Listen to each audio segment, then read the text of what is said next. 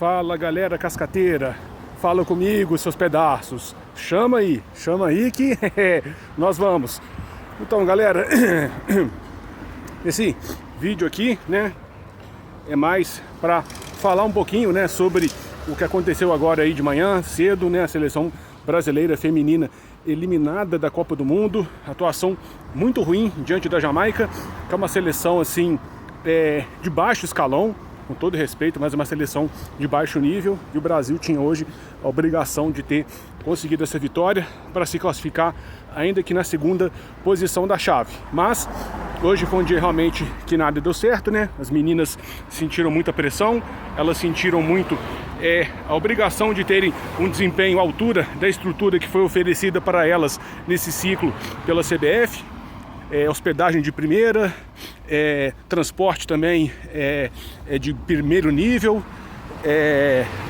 técnica campeã, vencedora, campos também luxuosos para treinar e trabalhar.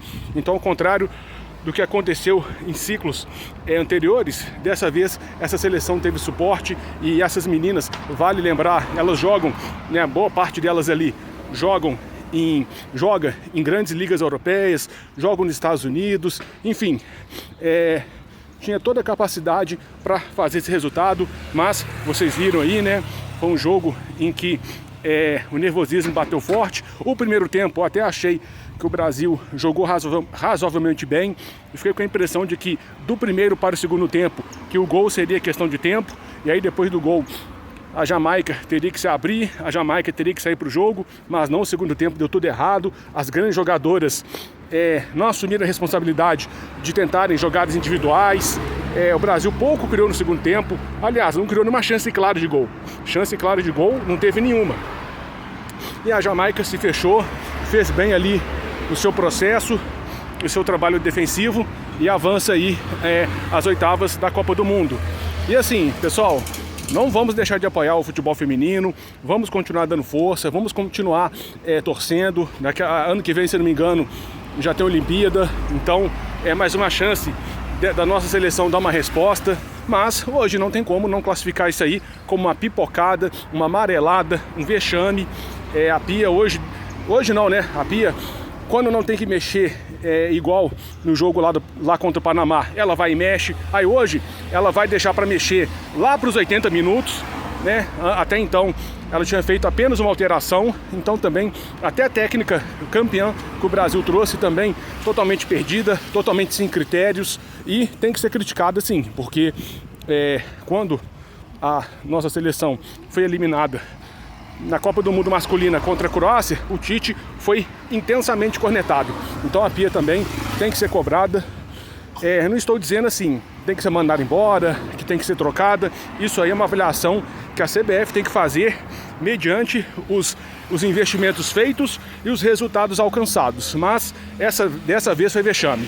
Para vocês terem uma ideia, o Brasil ele foi eliminado da primeira fase das Copas do Mundo femininas de 91 e 95, quando o Brasil então tinha equipes semiprofissionais, realidade totalmente diferente da nossa atual. Então é isso, pessoal. Então infelizmente não deu. O nosso apoio aqui continua. Acho que os investimentos têm que continuar sendo feitos. O futebol feminino tem que ser fortalecido nos clubes, também na seleção, mas as jogadoras também elas têm a responsabilidade delas, porque contra uma equipe muito pior, elas não podem se omitir e amarelarem como elas fizeram hoje. Então a responsabilidade é delas, da Pia, e isso tem que ficar claro. Mas isso não tira o nosso apoio e não tira o nosso respeito. Beleza? Então agora vamos falar da rodada de ontem da Libertadores. Também é coisa rápida aqui. Fluminense arrancou um empate muito bom contra o Argentino Júnior lá na Argentina. É um jogo que teve um elemento trágico ali. O Marcelo, numa dividida imprudente, tá? Ele não foi maldoso, mas ele foi imprudente. Ele quebrou a perna de um jogador do Argentino Júnior, foi expulso. Com isso o Fluminense ficou com a menos, e no primeiro tempo o Fluminense tomou gol. Teve duas bolas que o Fábio foi fenomenal, né, livrando a cara do Fluminense, e depois no segundo tempo o Fluminense consegue uma expulsão do goleiro, E aí o Argentino Júnior tem que colocar um cara de linha no gol. E aí o Samuel Xavier acerta um lindíssimo chute, que para um goleiro de ofício já seria difícil. Para um goleiro, então, que não tem o hábito, né? Bola impossível, 1-1.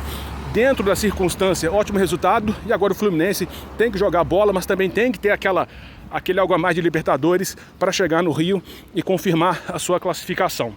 Ontem também o Inter perdeu para o River na Argentina por 2-1, resultado totalmente normal e totalmente esperado, mas por incrível que pareça, o Inter fez um bom primeiro tempo, virou com 1-0, e aí o Kudê foi o Kudê de sempre, né? Fez aquelas substituições que ninguém entende, improvisou jogadores em posições totalmente assim, que não dá, assim, incompreensíveis, e com isso ele trouxe o River para cima do Inter, e o River, com a qualidade que tem, buscou 2 gols, poderia ter feito mais se não fosse pela grande atuação do goleiro Rocher do Inter. Então 2-1 River, resultado muito bom, porque o Inter tem condições de reverter em Porto Alegre.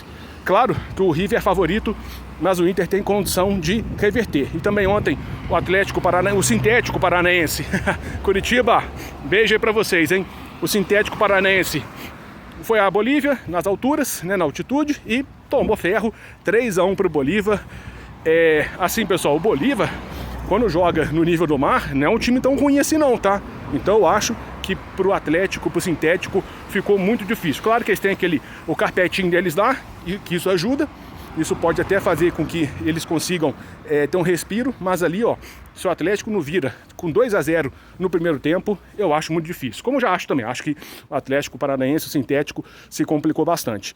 Ontem também tivemos, pela Sul-Americana, o Fortaleza ganhando de 1-0 do Libertad, fora de casa, ótimo resultado. O Corinthians ganhou do Newell's na arena deles, Itaquera, por 2-1, também dentro do contexto de Corinthians, bom resultado, mas eu acho que eles não vão segurar isso lá na Argentina, mas vamos ver, né? O Luxemburgo está conseguindo dar uma resposta aí com o que ele tem em mãos. E hoje temos o Botafogo jogando com o Guarani pela Sul-Americana, temos Atlético e Palmeiras, o grande jogo do futebol brasileiro nessa rodada da Libertadores, no Mineirão, e o Atlético precisando da resposta, hein, Filipão? Já deu, hein, Filipão? Tem que arrancar algo mais desse time aí, hein, Filipão? E o Palmeiras passando por um momento de instabilidade, mas vem de boa vitória contra o América no Brasileiro.